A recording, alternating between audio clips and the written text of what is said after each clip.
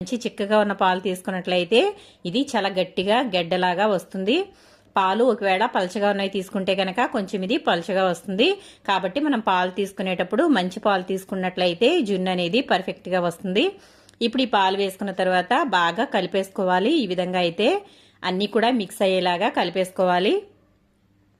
చూసారు కదా, ఇలా కలిపేసుకున్న తర్వాత ఇందులో మనం మిరియాల పొడి వేసుకోవాలండి. మిరియాల పొడి అనేది జున్నుకి కంపల్సరిగా అవసరం అవుతుందండి. అలాగే నేను ఇక్కడ యాలకులు కూడా తీసుకున్నాను, ఒక 5 యాలకులు తీసుకున్నాను. అలాగే మిరియాల పొడి ఒక స్పూన్ వరకు తీసుకున్నాను. మిరియాల పొడిని ఈ విధంగా పొడి చేసి అయితే పెట్టుకున్నాను. ఇదైతే ఇందులో వేసేసుకుందాము. ఒక ఫుల్ స్పూన్ అయితే వేస్తున్నాను. ఇలా అయితే వేసుకోవాలండి. ఆ తర్వాత యాలకులను అయితే ఇలాగా చెదకొట్టేసుకున్న తర్వాత ఈ తొక్కలు అనేవి పక్కకి తీసేసుకుని ఇందులో ఉన్న గింజలు మాత్రం, ఈ పొడిని మాత్రమే ఇందులో వేస్తున్నాను. మీకు ఇష్టమైతే ఇవి తొక్కలతో కూడా వేసేసుకోవచ్చు.